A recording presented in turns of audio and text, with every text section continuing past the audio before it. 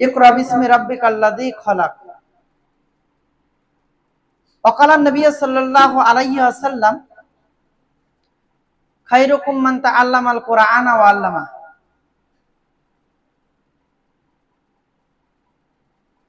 উপস্থিত আমাদের কুল্লিয়ার স্নেহের ছাত্রীরা এবং বসে থাকা আমাদের সহকর্মী ম্যাডামরা, প্রশংসা আল্লাহ সুবহানাহু ওয়া তাআলা যে মহান রব্বুল আলামিন আমাদেরকে এত এত গ্রামের ছাত্রীদের থেকে আলাদা করে এই রকম একটি প্রতিষ্ঠানে একত্রিত করেছেন। আল্লাহ আমাকে বাছাই করেছেন বলে, মানে সবার নিজের জায়গায় বলি, আল্লাহ তোমাদেরকে বাছাই করেছেন বলে আল্লাহ সুবহানাহু ওয়া তাআলা কিন্তু এখানে নিয়ে এসেছেন। আল্লাহ তাআলা এই কর্মের জন্য নিযুক্ত করেছেন। আল্লাহ যাকে চান তাকে হিদায়াত দান করেন। আমরা কেউ নিজে নিজে হিদায়াত পেতে পারি না, পারি কি? পারি না। আল্লাহ যাকে বাছাই করে নেবেন তার কল্যাণের মধ্যে তিনি তাকে নিযুক্ত করবেন। ইউনূস আলাইহিস সালাম যখন তার কওমের প্রতি রাগান্বিত হয়ে চলে যাচ্ছিলেন, একেবারে শেষ অবস্থায় যদি ইউনূস আল্লাহকে স্মরণ না করতেন, লা ইলাহা ইল্লা আনতা সুবহানাকা ইন্নী কুনতু মিনাজ জালিমিন, কি হতো? আল্লাহ সুবহানাহু ওয়া তাআলা বলেন, লাউলা আনতা দারাকাহু নি'মাতুম মির রাব্বিহি লানুবিযা বিল আরাই ওয়া হুয়া মাজমুম। যদি ইউনূস শেষ অবস্থায় আল্লাহ সুবহানাহু ওয়া তাআলাকে স্মরণ না করতেন, তাহলে তাকে লাঞ্ছনা বঞ্চনা অবস্থায় একটা চাটিয়ালি ময়দানে এমনি এমনি ফেলে দেওয়া হতো।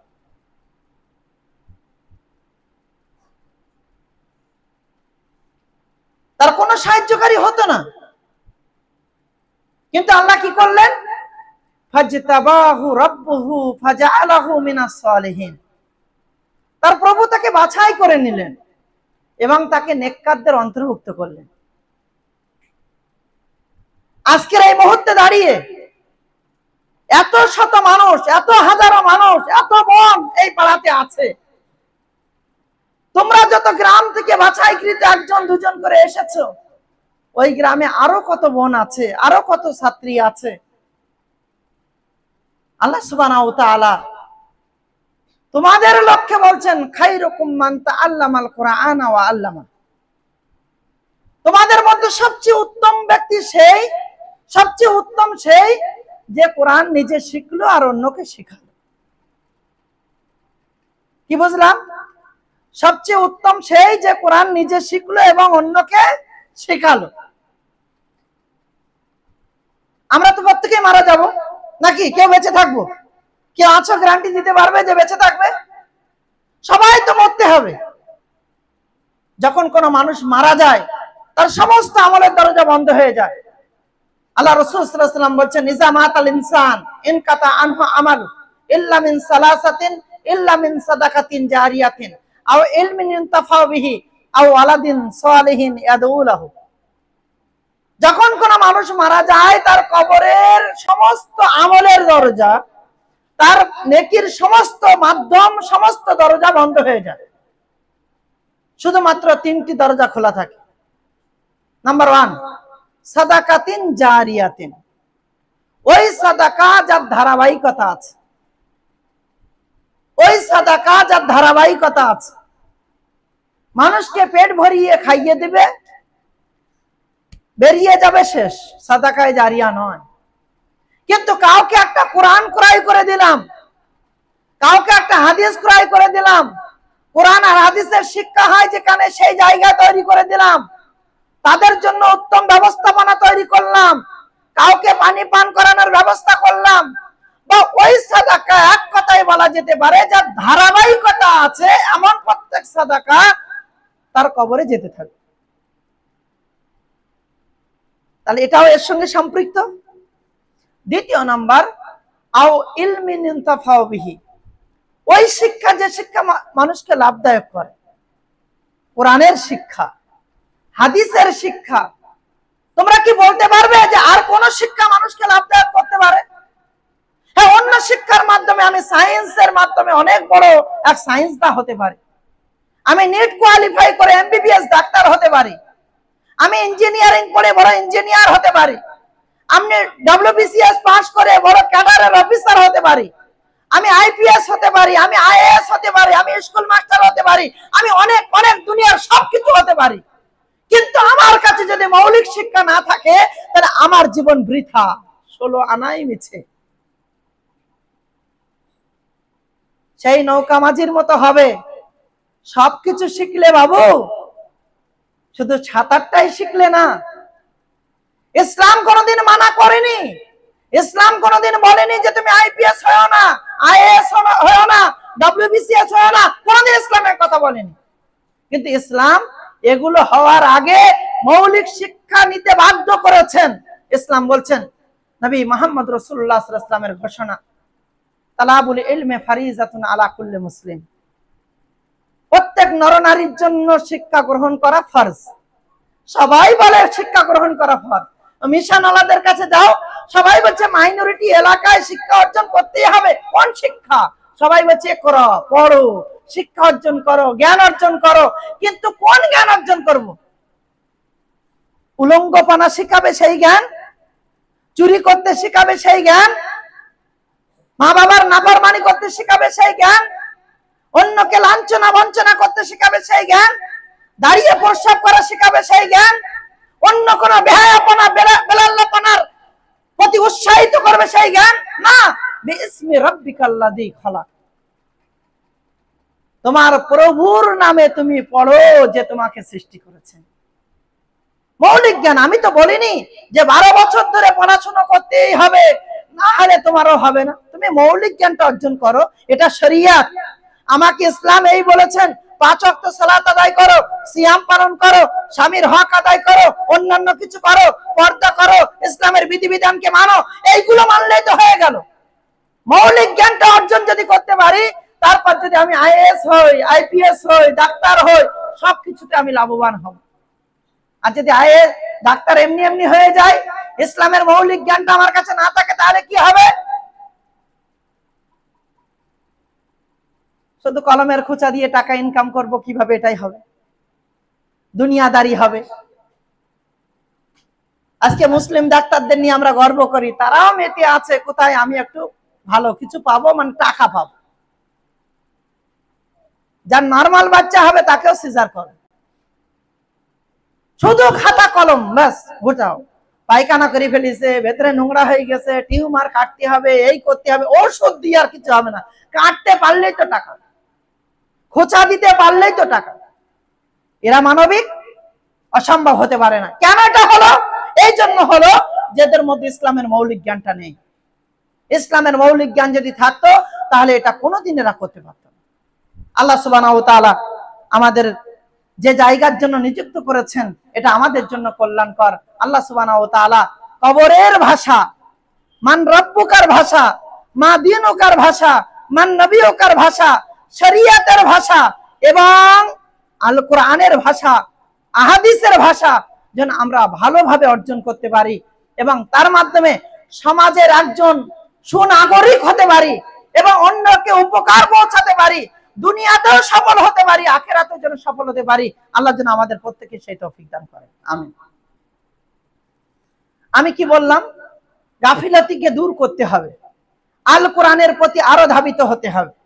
আচ্ছা, তোমরা কি চাও যে তোমরা অনেক বড় হও? তোমরা চাও? সবাই সবাই চাও যে তোমরা অনেক বড় হও, লোকে তোমাদেরকে ভালো বলুক, তোমরা দুনিয়াতেও সফল হও, আখিরাতেও সফল হও। সবাই চাও তো? সবাই চাও। তাহলে কোরআন মাজিদের সংস্পর্শে আসতে হবে।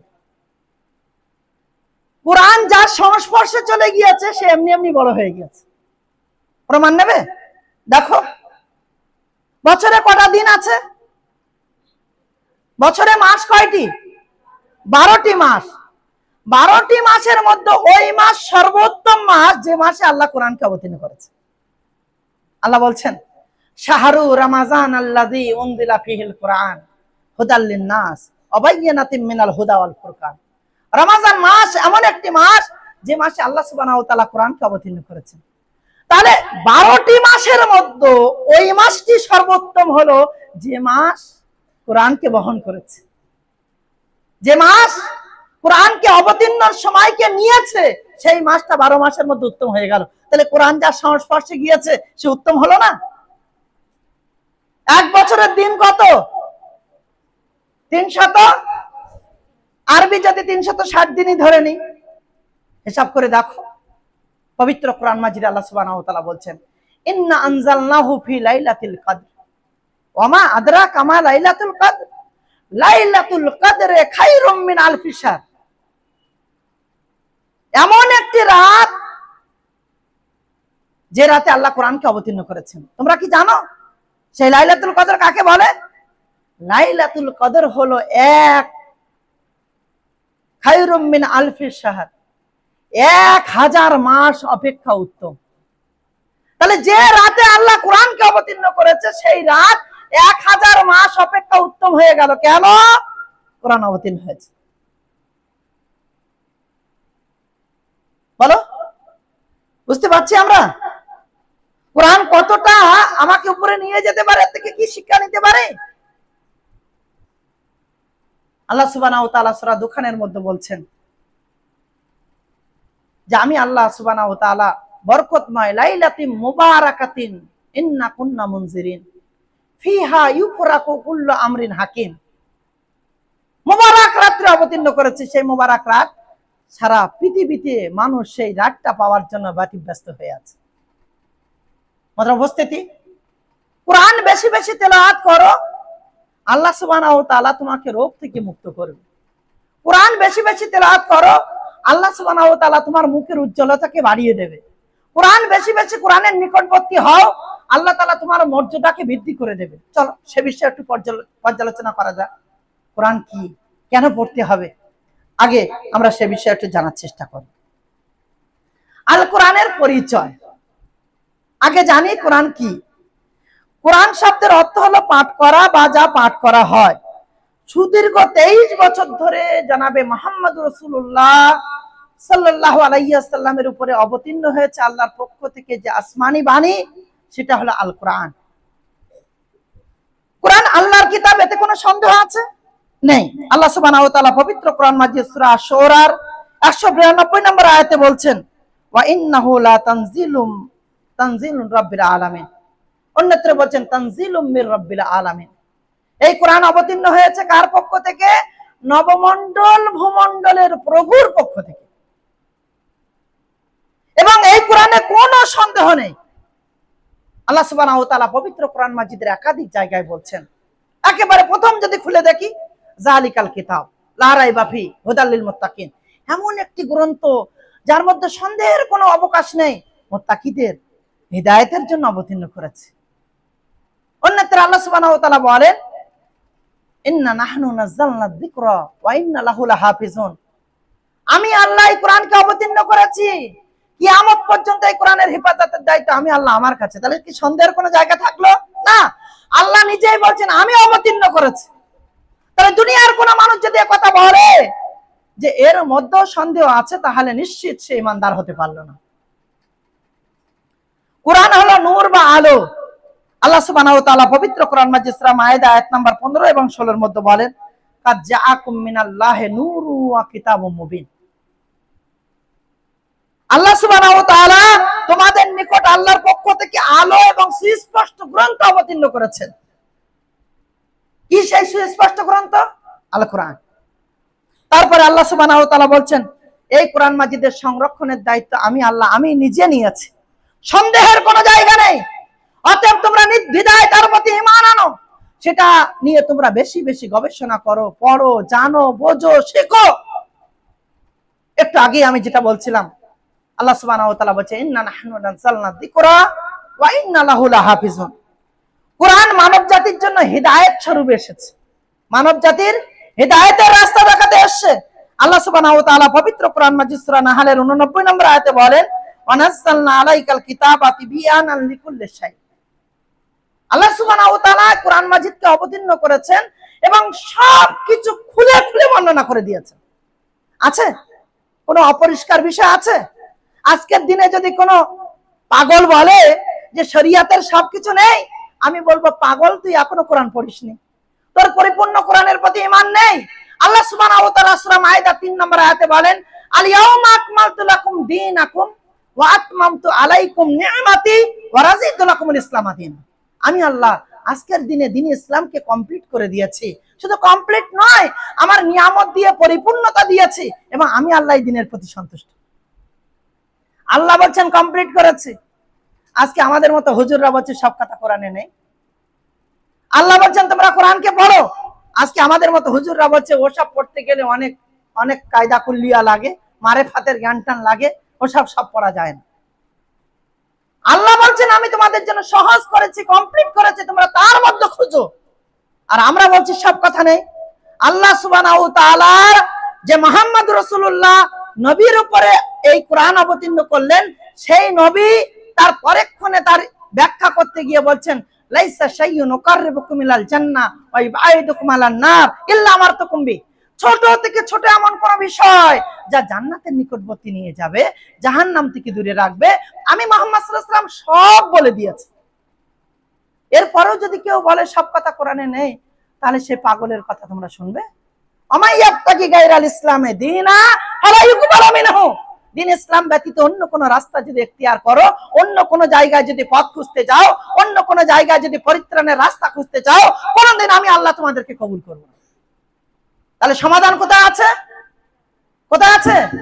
কোরআনের মধ্যে আছে। হিদায়াত একমাত্র কোরআনের মধ্যে আছে।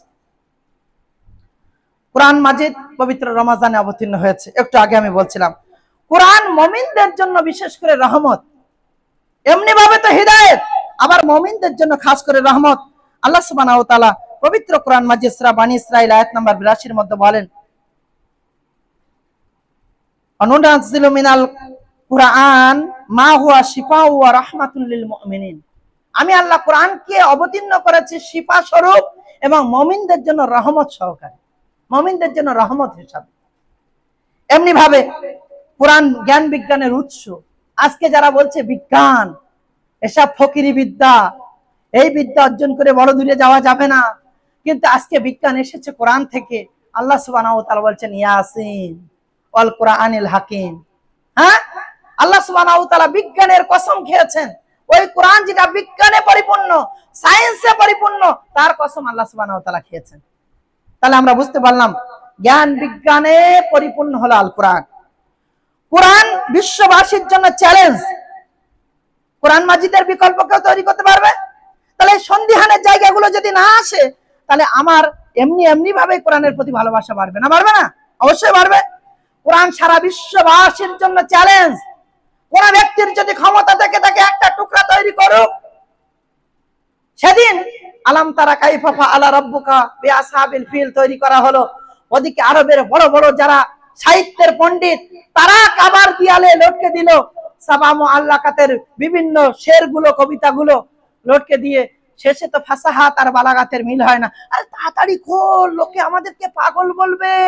সাহিত্যে তো আমরা এত পণ্ডিত, এই সাহিত্যের সঙ্গে কোনো ফাসাহাত বালাগাত নেই, অতএব মানুষ বলবে এরা ভুল, এরা বোকা। আল্লাহ সুবহানাহু ওয়া তাআলা চ্যালেঞ্জ করে বলছেন, কুল লাইন ইসতামাআতিল ইনসু ওয়াল জিন্নু আলাইয়া আয়াতু বিমিসলি হাযাল কুরআন। সমস্ত জিন এবং ইনসান একত্রিত হয়েও এরকম যদি একটা কোরআন মনে করে, তাও তারা একত্রিত করতে পারবে না। পারবে? পারবে না। আল্লাহ সুবহানাহু ওয়া তাআলা মুশরিকদের বিরুদ্ধে, মুশরিকদের চ্যালেঞ্জ করে বলছেন, চলো চলো, তোমরা যদি সত্যবাদী হও, ফাআতু বিসূরাতিন মিন মিসলি, এই ধরনের একটা সূরা নিয়ে এসো। আদু শুহাদাআকুম, তোমাদের বড় বড় যারা নেতা রয়েছে তাদেরকেও ডেকে নাও। তোমরা তো পারবে না, পারবে না, আরো বড় বড় নেতা রয়েছে যা তাদেরকেও ডেকে নিতে পারে। তাহলে আমরা বুঝতে পারলাম কোরআন বিশ্ববাসীর জন্য চ্যালেঞ্জ। কোরআনের শিক্ষা অত্যন্ত সহজ শিক্ষা। কোরআন শিক্ষা কি সহজ না কঠিন? যে আজকে তোমাদের বাবারা, আমাদের বাবারা, তোমাদের মায়েরা, এই সমাজ, পুরো সমাজ কলম পত্রিকার মাথার থেকে গোড়া পর্যন্ত সব পড়ে নিচ্ছে, আনন্দবাজার পড়ে নিচ্ছে, কত হরে কৃষ্ণ হরে রাম পড়ে নিচ্ছে, কি কি পড়ে নিচ্ছে, এ পড়ে নিচ্ছে, তা পড়ে নিচ্ছে, বিভিন্ন ধর্মগ্রন্থ পড়ে নিচ্ছে। আর নাকি কোরআন পড়তে পারে না। এর জন্য শুধু ওরা দায়ী না, আমাদের মতো হুজুররাও দায়ী। তারা বলে কোরআন সবাই পড়লে হবে না, সবাই পড়তে পারবে না, পড়তে গেলে মারেফাত লাগবে, অমুক লাগবে, তমুক লাগবে, এ জ্ঞান লাগবে, সে জ্ঞান লাগবে, আরো নাকি অনেক ভেতরের জ্ঞান লাগবে। ওই বেহুদাদের কথা শুনবে নাকি আল্লাহর কথা শুনবে? আল্লাহ কি বলছেন?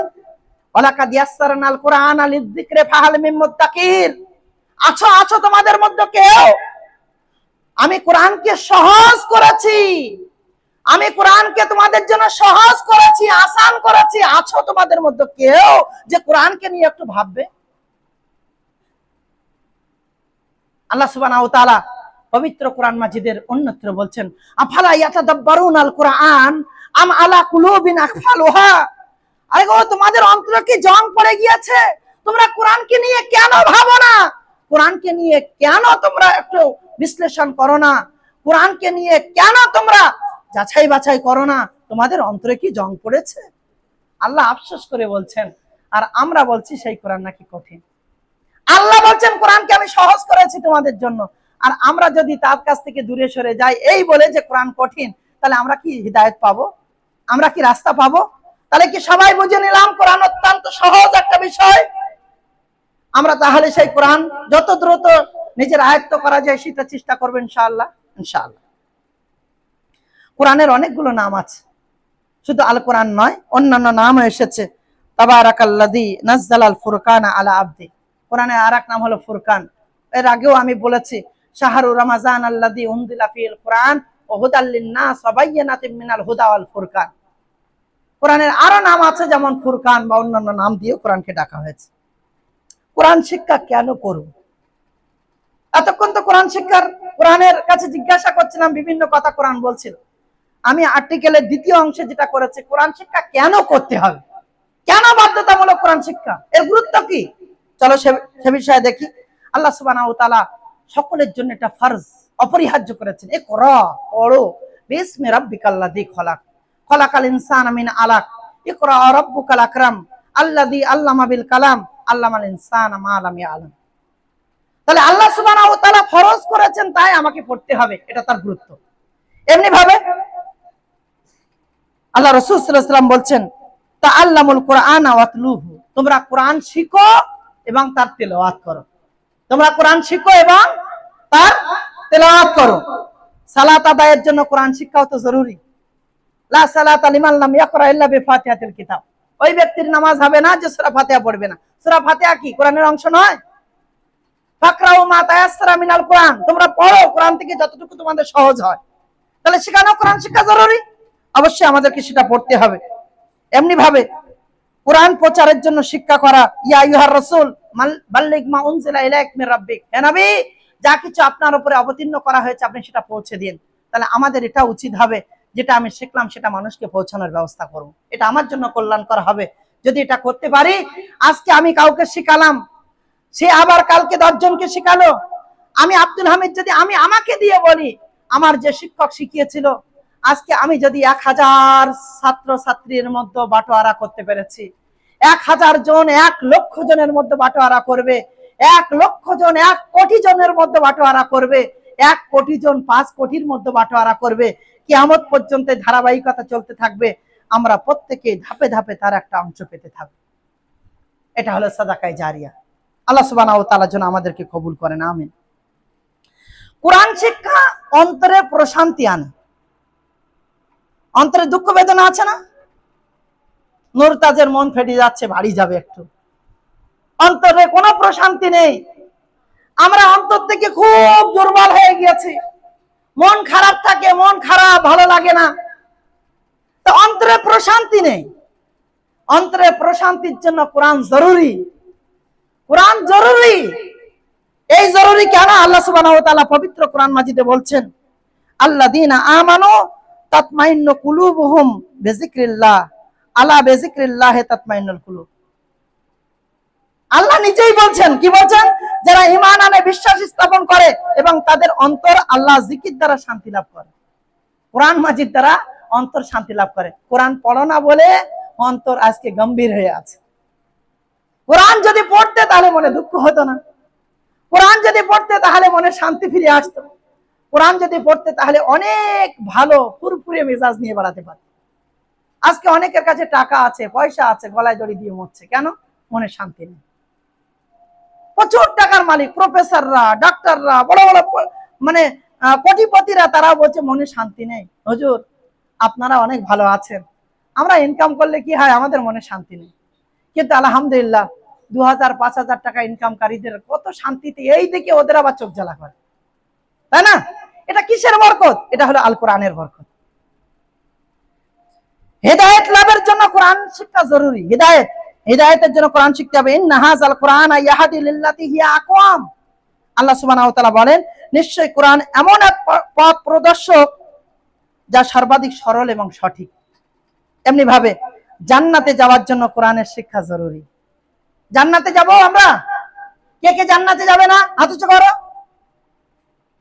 সবাই যাবে জান্নাতে, কেউ জাহান্নামে যাবে না, সবাই জান্নাতে যাবে। জান্নাতে যাওয়ার জন্য কোরআন জরুরি। আসিয়াম ওয়াল কোরআন ইয়াশফাআনি লিল আবদি ইয়াউমাল কিয়ামা ইয়াকুলু সিয়াম ইয়া রাব্বি মানাতুহুন নাম মানাতুহুত তাম ওয়াশহাওয়া ফাসাফিনি ওয়া ইয়াকুলুল কোরআন ইয়া রাব্বি মানাতুহুন নাম ওয়াশহাওয়া ফাসাফিনি ফাসাফান। রোজা আল্লাহকে বলবে, ইয়া আল্লাহ, আমি একে খাদ্য থেকে বিরত রেখেছিলাম, নিজের মন মানি চালা থেকে বিরত রেখেছিলাম।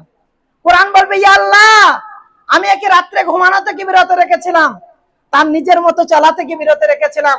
ফাসাফিনি, আমাদের সুপারিশকে কবুল করো। ফাসাফান, তা আল্লাহ সুবহানাহু ওয়া তাআলা কোরআন এবং রোজার সুপারিশকে কবুল করে তার ওই ব্যক্তিকে জান্নাতে স্থান দান করাবে। সুবহানাল্লাহি ওয়া বিহামদিহি, সুবহানাল্লাহিল আযীম। তাহলে কোরআন আমাকে কোথায় নিয়ে যাবে? জান্নাতে নিয়ে যাবে। এমনি ভাবে কোরআন তেলাওয়াতের ফজিলত আছে। কোরআন তেলাওয়াত করলে আলাদা ফজিলত আছে। ইন্নাল্লাযীনা ইয়াতলুনা কিতাবাল্লাহ ওয়া আকামুস সালাহ ওয়া আনফিকু মিম্মা রাযাকনাকুম সিররা ওয়া আলানিয়া। লম্বা একটা বিষয়বস্তু, যারা কোরআন তেলাওয়াত করে, সালাত আদায় করে, গোপনে এবং প্রকাশ্যে আল্লাহর রাস্তায় দান করে, তারা মুমিন। এই মুমিনদের বৈশিষ্ট্যের কথা বলা হয়েছে। কোরআন পাঠকারী প্রত্যেকটা হরফের জন্য, প্রত্যেকটা অক্ষরের জন্য নেকি পাবে। আল্লাহ রাসূল সাল্লাল্লাহু আলাইহি ওয়াসাল্লাম বলেন, মান কারাআ হারফাম মিন কিতাবিল্লাহ ফালাহু হাসানা আল হাসানাতু বিআশরি আমসালিহা। কোন ব্যক্তি যদি একটা হরফ পড়ে, তার জন্য একটি নেকি, আর সেই একটা নেকিকে 10 গুণে বাড়িয়ে দেওয়া হবে। সাহাবারা বলছেন, হে আল্লাহর নবী, কেউ যদি বলে আলিফ লাম মিম, তাহলে 10টা নেকি পাবে? আল্লাহ নবী বলছেন, লা ওয়ালাকিন আলিফুন হারফুন, লামুন হারফুন, মিমুন হারফুন। আলিফ একটা হরফ, তার জন্য 10টা নেকি। লাম একটা হরফ, তার জন্য 10টা নেকি। মিম একটা হরফ, তার জন্য 10টা নেকি। কেউ যদি বলে আলিফ লাম মিম, তাহলে কটা নেকি হবে? কত নেকি! আর নেকি খুঁজে বেড়ায়। পাগলেরা নেকি পায় না, আর আসল জিনিস যেখানে নেকি আছে সেটাই তারা পড়ে না। বলো, নেকি খুঁজছে তো। আজকে নেকির জন্য কোথায় না কোথায় বলছে, শেষ বয়সে যখন বুড়োর খেতে দেয় না, বউ তো বলবে, এখন ভাত হবে না, চল জোহরের নামাজ পড়িয়া। বুড়ো পারে না, তাও বুড়ো আসে, যাহাই করে ভাত তো এখন হবে না, নেকি দরকার। কিন্তু বুড়ো একটু টাইম পাসও করতো, যদি কোরআনটাও জানতো, তাও তো জানে না। আর আমরা যেটাকে নিয়ে সব সময় নাড়াচাড়া করছি, তারপরেও যদি আমরা এই নেকি থেকে বঞ্চিত হই, আমাদের মতো হতভাগার কি হবে? আমি আব্দুল হামিদ, আমারও ত্রুটি আছে। আজকে এই বলার সাথে সাথে আমাকে তোমাকে নিয়ত করতে হবে যে ইনশাআল্লাহ বেশি থেকে বেশি কোরআন তেলাওয়াত করব, যা আমাদের প্রতি জন্য বরকত এনে দেয়। ইনশাআল্লাহ, ইনশাআল্লাহ আমরা বেশি থেকে বেশি কোরআন তেলাওয়াত করব ইনশাআল্লাহ। আল্লাহ যেন তৌফিক দান করেন, আমিন। কোরআন শিক্ষার্থী আর যিনি যাকে শিক্ষা দেওয়া হচ্ছে, তারা হলো দুনিয়ার সর্বোত্তম ব্যক্তি। খায়রুকুম মান তাআল্লামাল কুরআনা ওয়া আল্লামা। তোমাদের মধ্যে সর্বোত্তম কে? যে কোরআন শিখলো আর শেখালো। সারা পৃথিবীতে যা কিছু আছে সবকিছুর জন্য লানত, বদদুয়া। শুধুমাত্র 2 শ্রেণীর মানুষের জন্য বদদুয়া নেই, যিনি কোরআন শেখায় আর যে শিক্ষা নেয়। এই দুজন বাদে পৃথিবীতে যা কিছু দেখতে পাচ্ছ সবকিছুর উপরে আল্লাহর লানত। বুঝতে পারছো কিছু? তাহলে কত সৌভাগ্যবান আমরা যে আল্লাহ সুবহানাহু ওয়া তাআলা এই কাজের জন্য আমাদেরকে মনোনীত করেছেন, আর এই শিক্ষার জন্য মনোনীত করেছেন। তারপরে যদি এর সঠিক ব্যবহার না করতে পারি, তাহলে এই হতভাগার দায় কি আর কারোর ঘাড়ে চাপানোর চেষ্টা করব? না, মোটেও নয়। অতএব আজ থেকে সবকিছু পরিবর্তন করে আমাকে চেষ্টা করতে হবে এগিয়ে যাওয়ার। আল্লাহ সুবহানাহু ওয়া তাআলা যেন তৌফিক দান করেন, আমিন। কোরআন তেলাওয়াতকারীর পক্ষে কিয়ামতের দিন সুপারিশ করবে। যে কোরআন তেলাওয়াত করে সেই তেলাওয়াত কোরআন সেই ব্যক্তির পক্ষে কিয়ামতের দিন সুপারিশ করবে। প্রমাণ সহিহ মুসলিমের 1910 নম্বর হাদিস, ইকরাউল কুরআনা ফাইন্নাহু ইয়াতি ইয়াউমাল কিয়ামাতি শাফিয়ান। পড়ো, কোরআন পড়ো, কিয়ামতের দিন ওই কোরআন সুপারিশকারী হিসেবে তোমার কাছে আসবে। অন্য হাদিসের মধ্যে এসেছে কিয়ামতের দিন আরশের ছায়া ব্যতীত আর কোনো ছায়া থাকবে না, তাই তো? শুনেছো তোমরা? কয় শ্রেণীর মানুষের ছায়া পাবে? 7 শ্রেণীর মানুষ ছায়া পাবে। কিন্তু সেই হাদিস দ্বারা প্রমাণিত যে সূরা বাকারা, সূরা আল ইমরান তার তেলাওয়াতকারীর উপরে এসে ছায়া করবে। সূরা বাকারা, সূরা আল ইমরান সেই তেলাওয়াতকারী দুনিয়াতে যে তেলাওয়াত করেছিল এই তেলাওয়াতকারীর মাথার উপরে এসে ছায়া করবে, যেদিন কোনো ছায়া থাকবে। আল্লাহ যেন আমাদের জন্য এটাকে কবুল করেন, আর আমরা যেন সেই সৌভাগ্যবান হতে পারি। আল্লাহ যেন তৌফিক দান করেন, আমিন। কোরআন পড়া উত্তম সম্পদ অর্জন। সবচেয়ে উত্তম সম্পদ হলো কোরআন তেলাওয়াত করা। দুনিয়াতে সম্পদের দরকার না। আমার অনেক জন্য টাকা হয়, এরপরে বিয়ে হবে, আমার বরের জন্য অনেক টাকা হয়, আমি যা চাইবো তাই পাবো, এমন যেন হয় না। সবচেয়ে বড় সম্পদ হলো সেই যে কোরআনকে নিজে হাসিল করতে পারলো, অর্জন করতে পারলো। কোরআনের সম্পদ হলো সবচেয়ে বড় সম্পদ। আল্লাহ রাসূল সাল্লাল্লাহু আলাইহি ওয়াসাল্লাম সেই হাদিস সহিহ মুসলিমের 1336 নম্বর হাদিসের মধ্যে বলছেন, তোমাদের কেউ কেন সকালে মসজিদে গিয়ে আল্লাহর কোরআন হাতে 2টি আয়াত পড়ে না বা শিক্ষা দেয় না, তাহলে সেটি তার জন্য 2টি উট লাভ করার চেয়ে বেশি উত্তম। একটা উট কত মূল্যবান হতে পারে, তার চেয়ে বেশি উত্তম হলো 2টি আয়াত পড়া বা 2টি আয়াত শিখিয়ে দেওয়া। আল্লাহ সুবহানাহু ওয়া তাআলা যেন এই নেকির অধিকারী আমাদের হওয়ার তৌফিক দান করেন, আমিন। কি অতিষ্ঠ হয়ে যাচ্ছে নাকি? শেষ করবো ইনশাআল্লাহ, এখনই শেষ করবো। কোরআন তেলাওয়াত করলে ঈমান বৃদ্ধি হয়।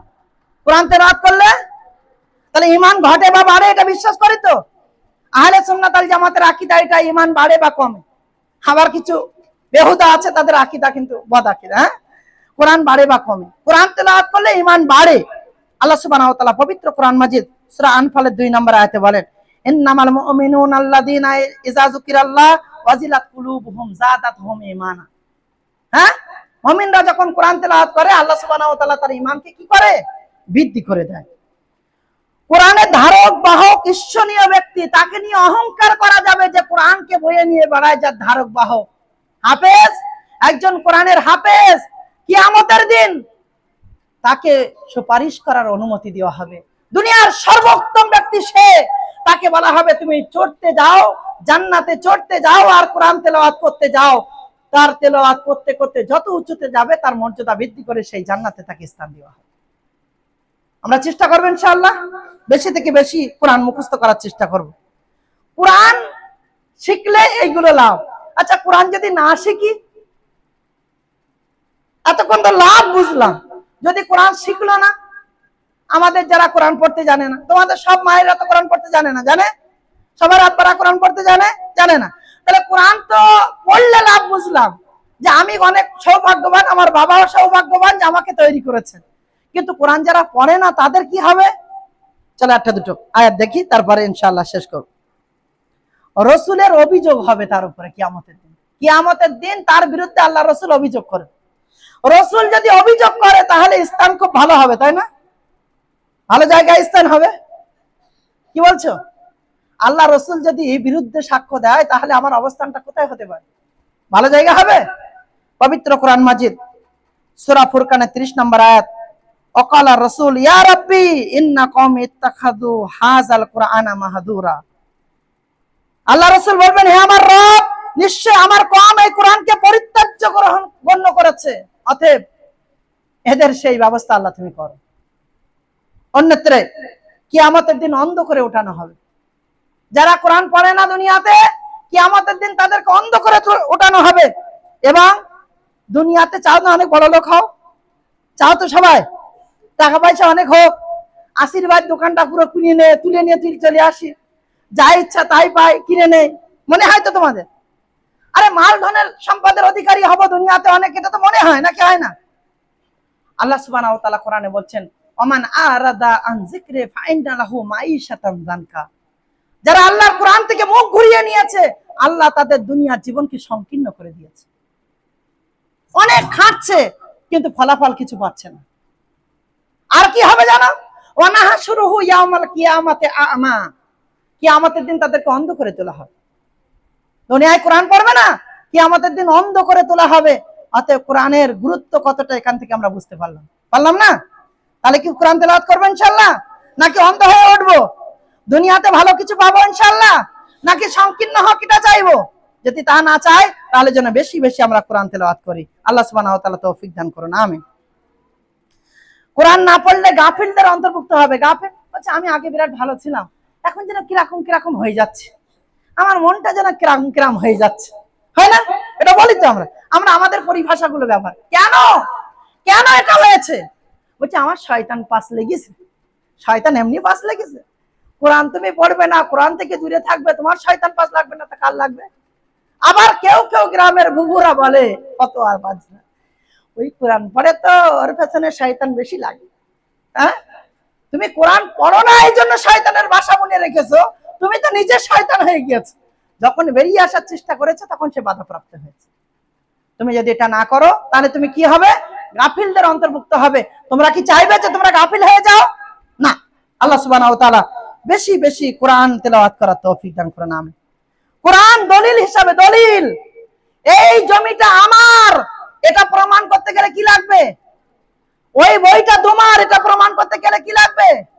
ওই লিখিত নাম্বার তোমার কোনো খাতায় লেখা আছে, ওটা দেখালেই তোমার হয়ে যাবে, ওটা দলিল।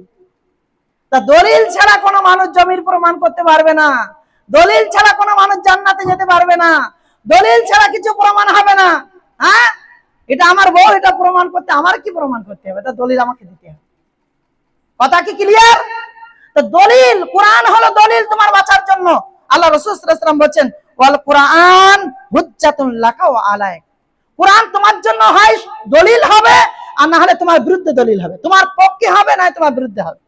প্রস্তুত থাকো, হয় তোমার পক্ষে হয়ে তোমাকে জান্নাতে নিয়ে যাবে, আর না হলে তোমার বিপক্ষে হয়ে তোমাকে জাহান্নামে নিয়ে যাবে। তবে দুই পক্ষেরই দলিল হলো কোরআন। তুমি যদি তেলাওয়াত করে থাকো তাহলে তোমার পক্ষের দলিল হয়ে তোমাকে জান্নাতে নিয়ে যাবে, আর যদি তুমি তেলাওয়াতকারী না হও তাহলে তোমার বিপক্ষে গিয়ে কোরআন তোমার জন্য কি হবে? দলিল হয়ে তোমাকে জাহান্নামে নিয়ে যাবে।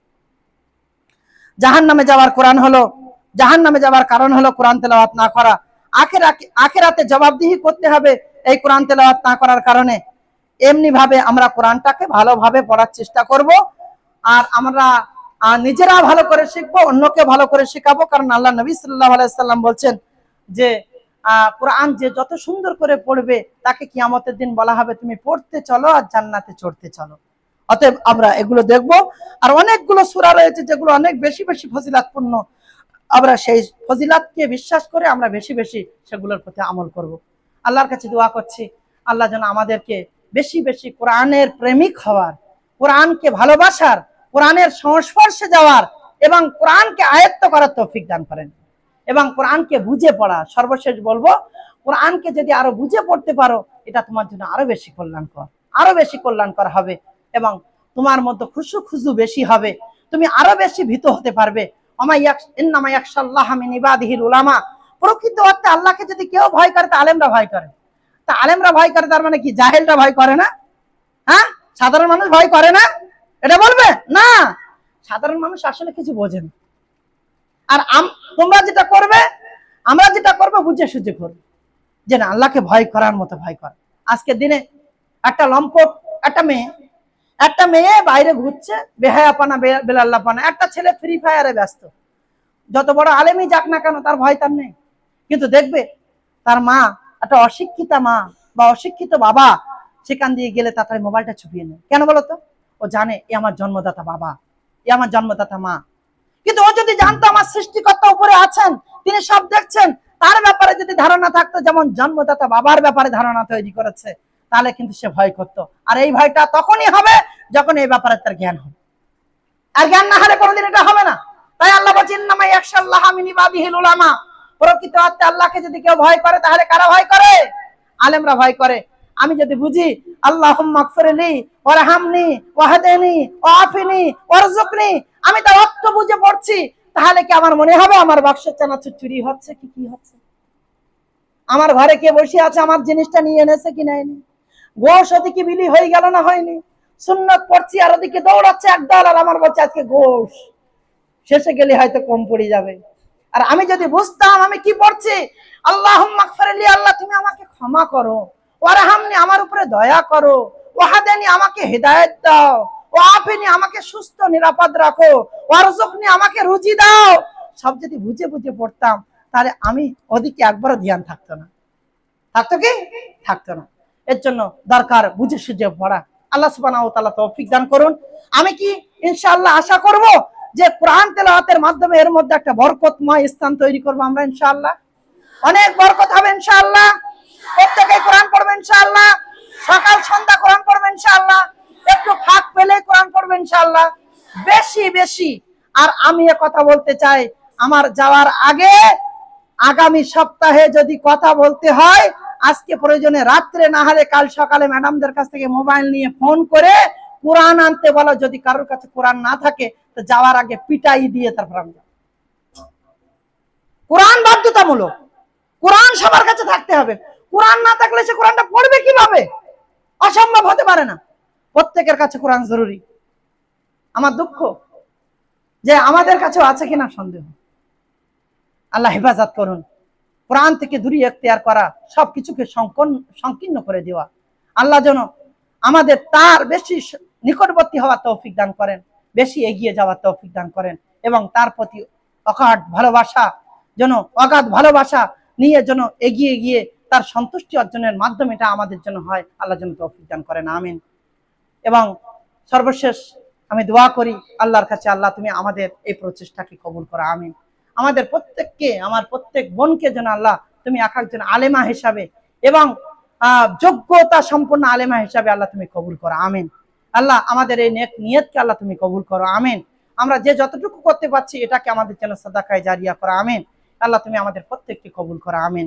কুল্লিয়া সুমাইয়াকে আল্লাহ তোমার গায়েবী মাদাদ দিয়ে ভরে দাও, এবং আমরা যেন দিনের দায়ী হিসাবে এক একজন একটা একটা পরিবার, একটা একটা সমাজকে পরিবর্তন করতে পারি, সেই ক্ষমতা সেই জ্ঞানে জ্ঞানান্বিত করো। আল্লাহ তুমি আমাদের সকলকে তৌফিক দান করো, আমিন। রব্বানা তাকাব্বাল মিন্না ইন্নাকা আনতাস সামিউল আলিম ওয়া তুব আলাইনা ইন্নাকা আনতাত তাওয়াবুর রহিম। সুবহানা রাব্বিকা রাব্বিল ইজ্জাতি আম্মা ইয়াসিফুন, আসসালামু আলাল মুরসালিন, আলহামদুলিল্লাহি রাব্বিল আলামিন। এরপরে আশা করব যে